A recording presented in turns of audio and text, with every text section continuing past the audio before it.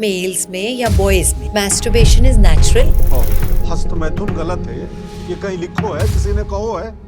और जो रिलीजियस लोग हैं उनको लगता है कि मैंने तो बहुत भारी पाप कर लिया। इनफैक्ट बहुत सारे मजहबों के लिए ये नाजायज है, पाप है। It is blasphemy sir. जब शादी की टाइम आता है तो हर बंदे को परफॉर्मेंस एंजाइटी होती है कि शादी हुई, तीसरे दिन लड़की चली गई कि इसमें कुछ है ही नहीं। जैसे हम IVF करते हैं और हम सैंपल देने को बोलते हैं, तो जिस दिन एग पिकअप होता है उस दिन बहुत सारे मेल्स को प्रॉब्लम आ जाती है सैंपल देने में, otherwise they are very normal. Mind में कुछ भी प्रेशर है, कुछ भी चल रहा है तो सेक्स नहीं होगा। बट अब बात करते हैं अगर कोई टू मच करने लगते हैं, बहुत सारे आजकल बच्चे ना पॉर्न एडिक्ट हो गए, कब आपको पता चलता है कि वो टू मच हो रहा है? बहुत दफ़ा मेरे पास बच्चे आते हैं कि I am doing 4 times in a day, Oh my God। तो एडिक्ट हो गए उस चीज़ के।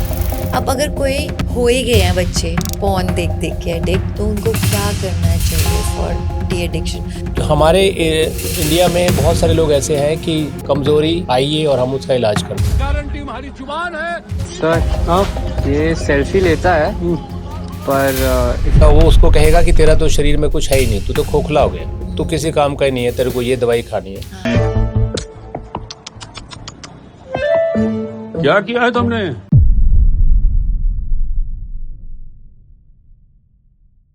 क्या मैस्टरबेशन कभी इनफर्टिलिटी का कारण बन सकता है, या केवल एक ये मिथ है जो जनरेशन से चलता आ रहा है? क्या ओवरडूइंग इट आपकी सेक्सुअल हेल्थ को डैमेज कर सकता है, और अगर आप इसको कंप्लीटली अवॉइड करते हैं तो क्या फ्यूचर में सेक्सुअल प्रॉब्लम हो सकती है? और सबसे बड़ा कंट्रोवर्शियल सवाल, क्या जवानी की छोटी छोटी मिस्टेक्स शादी के बाद प्रॉब्लम बन सकती है? चलिए आज इन सब विषयों पे खुल के बात करते हैं डॉक्टर मेहता से। कल मैं OPD में बैठी थी और एक बॉय मेरे पास आया। शादी की डेट डिसाइड हो गई है, बट उसके मन में बहुत स्ट्रेस था कि मैं सेक्सुअली परफॉर्म कर पाऊंगा कि नहीं कर पाऊंगा। ही सेड कि मैं मैस्टरबेट बहुत ऑफन करता हूँ, और उसके मन में गिल्ट था। So I just want to ask first question, मेरा पहला सवाल ये है कि क्या मेल्स में या बॉयज में मैस्टरबेशन इज नेचुरल? और ये जो गिल्ट और सिन वाला है, तो ये खाली अपने इंडिया में ही है या पूरे वर्ल्ड में रहता है? ये दोनों तीनों बातें नेचुरल हैं। Masturbation is very natural. Masturbation के बाद गिल्ट इनिशियल एज में इज वेरी वेरी नेचुरल। और जो रिलीजियस लोग हैं उनको लगता है कि मैंने तो बहुत भारी पाप कर लिया, मुझे तो ये सिर्फ सेक्स के टाइम पे एजैकुलेट करना चाहिए था, और शादी के बाद ही करना चाहिए शादी के बाद ही करना चाहिए था। तो वो उसको पाप मानने लग जाते हैं। वो एक डबल वेट हो गया, एक सिन हो गया, एक आपका गिल्ट हो गया। फिर जब शादी की टाइम आता है तो हर बंदे को परफॉर्मेंस एंजाइटी होती है, क्योंकि हमने बहुत सारे एग्जाम्पल देखे हैं हमारे जानकारों में कि शादी हुई, तीसरे दिन लड़की चली गई कि इसमें कुछ है ही नहीं। क्योंकि लड़के को इंटीमेट होना आता ही नहीं, सीखा ही नहीं। मास्टरबेशन कर लेगा, वो सीमन रिपोर्ट नॉर्मल आएगा, फिर वो डॉक्टर के पास आएंगे। हमारे पास भी कई दफ़ा लोग आए कि ये देखो कि ये लड़के में कुछ है कि नहीं है। हम उनको हार्मोन्स की रिपोर्ट और सब करा के दिखा देते हैं कि भाई ये तो सब नॉर्मल है, इट्स ओनली एंजाइटी। तो जब गिल्ट और सिन का पहाड़ इतना ऊंचा हो जाता है तो आदमी की परफॉर्मेंस हो ही नहीं पाएगी। मुझे ऐसा लगता है कि जो सेक्स है ये बेसिकली माइंड गेम है, Yes. और रिलैक्स आप जितने ज्यादा उतना शायद Yes. ज्यादा अच्छा परफॉर्म। Yes. इनफैक्ट यहाँ से मुझे एक और भी बात याद आती है कि जैसे हम IVF करते हैं और हम सैंपल देने को बोलते हैं, तो जिस दिन एग पिकअप होता है उस दिन बहुत सारे मेल्स को प्रॉब्लम आ जाती है सैंपल देने में, otherwise they are very normal, because उस समय स्ट्रेस है ना। तो स्ट्रेस और सेक्स दोनों टुगेदर नहीं जाएंगे। माइंड में कुछ भी प्रेशर है, कुछ भी चल रहा है तो सेक्स नहीं होगा। इनफैक्ट इसको अदर वे अराउंड भी बोल सकते हैं कि a good sex is very distressing, है ना? यस। सेक्स और स्ट्रेस आपस में बिल्कुल ऑपोजिट है। ऑपोजिट है, बिल्कुल। पहले डिस्ट्रेस होना पड़ेगा माइंड को, फिर इरेक्शन की संभावना है। हीरा मंडी मैंने बहुत ज़्यादा फुल तक तो नहीं देखी, बट उसमें क्या दिखाते हैं, जो नवाबों के बच्चे हैं उनको प्रॉपर प्रोस्टिट्यूट्स के पास भेजा जाता है just to take training, because I think ये बहुत बहुत कॉमन है कि एंजाइटी होना कि हमसे हो पाएगा कि नहीं हो पाएगा. बट यहाँ पे एज अ फर्टिलिटी स्पेशलिस्ट मुझे ऐसा लगता है कि I want to tell all my couples कि जो भी फर्स्ट टाइम करेंगे, फॉर एग्जांपल गर्ल्स भी करती हैं, उनके मन में भी एंजाइटी होना या बहुत सारी जो वजाइनिस्मस की प्रॉब्लम्स होती हैं जो एक्चुअल नहीं है बट वो फियर की वजह से, और बॉयज़ में तो इसमें हस्बैंड वाइफ का आपस में सपोर्टिव रोल होना टू से कि करेंगे ना धीरे धीरे तो इट हैपन्स, है ना. देखो, I don't agree to Heera Mandi वाली ट्रेनिंग. ओके. अगर ट्रेनिंग की बात है तो हस्बैंड वाइफ आपस में एक दूसरे को ट्रेन करो. Yes yes yes, this is beautiful कि आपकी शादी अभी बहुत पूरी जिंदगी के लिए हुई है. You can take few days, महीने ले सकते हो, 6 महीने ले सकते हो, पर धीरे धीरे, क्योंकि हर बंदे के जो सेंसुअल पॉइंट्स हैं, हर बंदे की जो इट्स डिफरेंट. नहीं, आई टोटली एग्री. और मुझे लगता है कि कोई भी एक अच्छे रिलेशनशिप में कम्युनिकेशन का बहुत रोल है कि आपस में एक्सप्लोर करो, लर्न करो, ग्रो करो. Yes. And this should never end. You have to explore, keep on exploring. Yes. Okay, हम मुद्दे से बाहर चले गए. तो मैस्टरबेशन पे अगर मैं एक दूसरा सवाल पूछना चाहती हूँ कि हाउ मच इज़ ओके. बहुत सारे लोग क्योंकि एक दो बार मैं कभी कभी पॉडकास्ट में भी गई और उन्होंने पूछा मैम मैस्टरबेट का बताओ, मैंने कहा I know the answer is कि इट इज़ ओके. फिर वो मुझसे सेकंड क्वेश्चन पूछते हैं कि हाउ मच इज़ ओके. देखो, हर बंदे का नॉर्मल अलग होता है. ओके. अगर मैं एवरेज की बात करूं 2 to 3 times in a week in young male is normal. Okay. Old age man है तो 1 a week और 1 a month डिपेंड्स. आपकी एपेटाइट पे डिपेंड करता है कि कितने में आपको ठीक लग रहा है. You are destressed, you are calm and you are feeling कि हाँ अब मैं ठीक हूँ, I have done it. It's variable. It's variable. तो सबसे इम्पॉर्टेंट जो एक टिप हम सारे व्यूअर्स को देना चाहते हैं कि मैस्टरबेशन इज़ नॉर्मल. अगर आपने ये कभी भी किया है तो एक मन में स्ट्रेस नहीं रखें. बट अब बात करते हैं अगर कोई टू मच करने लगते हैं. बहुत सारे आजकल बच्चे ना पॉर्न एडिक्ट हो गए हैं. तो उसका आपकी हेल्थ पे क्या असर पड़ता है? कब आपको पता चलता है कि वो टू मच हो रहा है और फिर क्या कर रहा है? बहुत दफ़ा मेरे पास बच्चे आते हैं कि I am doing 4 times in a day.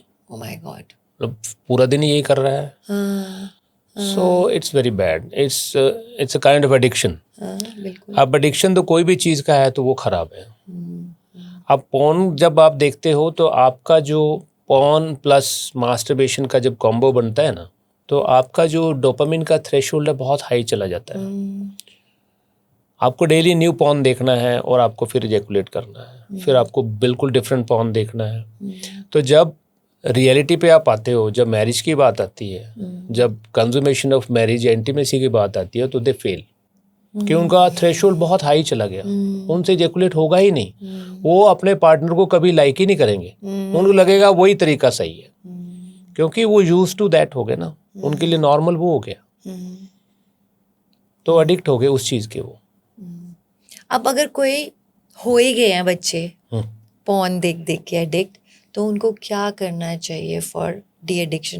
Because ये बहुत गंदी चीज़ है. मतलब हम ये सोचें कि जनरेशन ख़राब हो रही है. अगर आप सुबह दोपहर शाम एक ही काम कर रहे हो, मतलब आप लाइफ में कुछ करने के लिए पैदा हुए. It is not just the only thing ना. What is the difference between you and animals? अगर मैं बात करूं कि होता किन लोगों में है, उन लोगों में ज़्यादा होता है जो अकेले में रह रहे हैं और बहुत ज़्यादा स्ट्रेस में है या फ्री टाइम है उनके पास. अब छोड़ना कैसे है? Abstinence is the only answer. Porn देखना बंद करना है. 30 days के लिए, 40 days के लिए उस ऐप को, उस जो भी जहाँ से भी आप देख रहे हैं उसको बंद कर दें. बट यहाँ पे ना मुझे लगता है उनका बहुत रोल है जो सपोर्टिंग टीम है. फॉर एग्जाम्पल यूजुअली ना लोग अपने फ्रेंड्स या किसी को बोलते नहीं है, क्योंकि एक तो आप अपने अंदर स्ट्रगल कर रहे हो क्योंकि आप यूज्ड टू हो गए थे उस चीज़ के, और तो मुझे लगता है कि सपोर्टिंग टीम का रोल है कि आपको फ्रेंड्स के साथ ज़्यादा रहना चाहिए। आई वुड ऐड कि अगर वो अकेले में रह रहा है तो किसी फ्रेंड के साथ शिफ्ट हो जाए। हाँ हाँ staying with partner is a good idea. हाँ हाँ उससे छूट जाएगा। हाँ, बातें करके कुछ और करके आप अपने आप को, किसी के सामने कैसे करेगा? इट्स समथिंग इन पर्सन ना। नंबर 2 मुझे लगता है Kegels exercise will also help. आपकी जो पेल्विक फ्लोर मसल्स हैं उनको भी आप स्ट्रॉन्ग करोगे जब। डेफिनेटली अगर जिनका इजैकुलेशन स्लो हो गया है, इरेक्शन कम हो गया है, उनको ये कीगल एक्सरसाइज हेल्प करेगा। और थोड़ा सा मेडिटेट वगैरह भी करना चाहिए। Meditation will definitely help. सारी प्रॉब्लम ही तो ये मेंटल है। स्ट्रेस की वजह से आदमी को लगता है कि इससे मैं काम हो रहा हूँ, मैं डी स्ट्रेस हो गया। मतलब मेडिटेट करके भी तो या फिर पता है मुझे क्या लगता है, ठीक है मेडिटेट करके भी डोपामाइन रिलीज होता है, बट बहुत बार ये बच्चों को समझ ही नहीं आएगा कि मेडिटेट क्या करना है, उनको बात ही नहीं समझ। बट आपको और ऐसी ऐसी चीजें ढूंढनी है जो आपको हैप्पीनेस देनी है। Yes. यानी आपको वो किक जो उससे मिल रही थी, वो किक आपको और किस किस से मिलती है? किसी को प्लेइंग से मिल सकती है, स्पोर्ट्स खेलने से मिल सकती है, किसी को गप्पे मारने से मिल सकती है। Gossip is the best.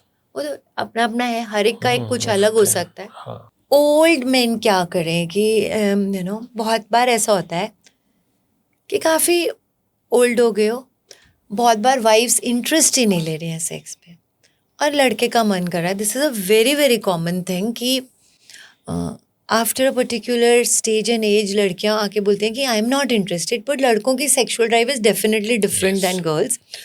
तो वो क्या करे, या फिर कभी कभी लेट्स से कि वाइफ की डेथ हो गई and it's not an age कि आप री मैरिज करो, and specially in India this doesn't work कि लोग 80 ईयर्स में भी जाके दोबारा शादी करें। तो इसमें क्या होना चाहिए कि उनको वंस इन अ वाइल कर लेना चाहिए?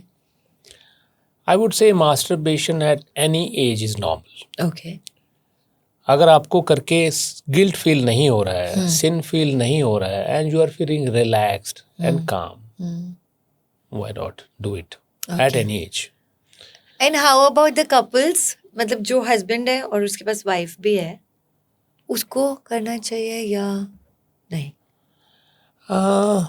एज यू सेड कि लेडीज़ को कम इंटरेस्ट होता है, तो आई वुड से कि लेडीज़ को कोऑपरेट करना चाहिए to let the man do it, let the man come out.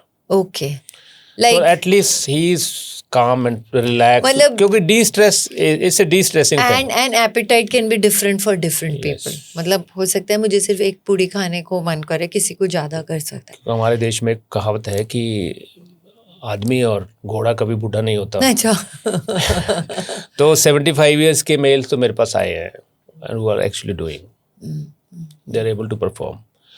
And ये एक इनडायरेक्ट टेस्ट भी है।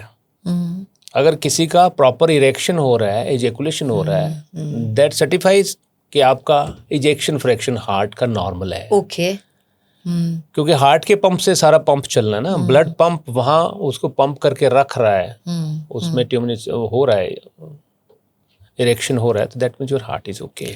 In fact I have heard otherwise also कि जो लोग सेक्सुअली एक्टिव रहते हैं उनका हार्ट हेल्थ अच्छी रहती है, दे लिव लॉन्गर, 4 years ज़्यादा जीते हैं दैन पीपल। आपके गुड केमिकल रिलीज हो रहे हैं, that too in excessive amount, serotonin, dopamine, और तो ये तो एक पॉजिटिविटी है। नहीं, दैट इज फॉर श्योर कि to ejaculate in a man बहुत कामिंग तो है ही, क्योंकि as soon as males perform करते हैं, चाहे वो अपने पार्टनर के साथ परफॉर्म कर रहे हैं या वो मैस्टरबेट कर रहे हैं, उनको इमीडिएटली नींद आ जाती है। तो नींद नेचुरली तभी आती है व्हेन यू आर एक्चुअली काम। सो मोस्टली मेल्स यही बोलते हैं कि जब जब उनको जिंदगी की बहुत बड़ी से बड़ी स्ट्रेस भी होती है ना, he will ejaculate and is जैसे हम लोग बोलते हैं ना कि पानी में अपना स्ट्रेस डालो और पानी फेंकाओ, तो मेल का अगर सीमन इजैकुलेट होगा तो उसकी टेंशन खत्म, he is free, it relaxes. So यही समझ आ रहा है आज के इस एपिसोड से कि to masturbate it is very normal, but लोगों को ध्यान देना चाहिए कि मॉडरेशन में करें, क्योंकि too much of everything is bad. Yes. In fact, you know what I feel is, मतलब this could be your personal opinion also, कि अगर आपको बहुत सारे कपड़े लेने हैं, would you rather like that या would you rather like to have nice clothes, मतलब कुछ कम but अच्छे. So Quality is very पे important. concentrate करना चाहिए, Yes. especially if you're husband and wife, Yes. right? Yes. कि डेली आप नहीं भी करें, but whenever you are doing, specially लड़कों को भी ध्यान रखना चाहिए कि गर्ल पार्टनर का भी वो पूरे अच्छे से ध्यान रखें. बिकॉज इंडिया में 60% ऑफ सेक्सुअल इंटरकोर्स जो हो रहे हैं वो ओनली मेल ओरिएंटेड हो रहे हैं. वहाँ पे बॉदर ही नहीं हो रहा है कि क्या है. It is not a proper act, it is just a process of ejaculation, right? Because females are not trained. Males are not trained to give orgasm to ladies. ये और पता ही फिर नहीं वो है. करते उनमें डिसइंटरेस्ट में हो जाता है. Yes, true. तो दोस्तों, थैंक्स अ लॉट अगर आपने लास्ट तक सुना. आज आपको 3 काम करने हैं. नंबर 1, अगर अभी तक भी आपने हमारा चैनल सब्सक्राइब नहीं किया है तो सब्सक्राइब करें ताकि हम इसी तरह आपको यूजफुल इंफॉर्मेशन दे सकें. नंबर 2, आपको इसमें क्या अच्छी बात लगी या क्या कुछ बैड बात लगी या कुछ एडवाइस जो आप देना चाहते हैं, आप कमेंट में ज़रूर दें ताकि हम अपने आप को इम्प्रूव कर सकें. और नंबर 3, और सबसे ज़रूरी, ऐसा हो सकता है कि आपकी उम्र बड़ी हो लेकिन आपकी जानकारी में कोई ऐसा यंगस्टर या कोई ऐसा ओल्ड पर्सन हो सकता है जिसको ये पॉडकास्ट सुन के मदद मिल सके. तो प्लीज़ शेयर ज़रूर करें, बिकॉज शेयरिंग इज़ केयरिंग.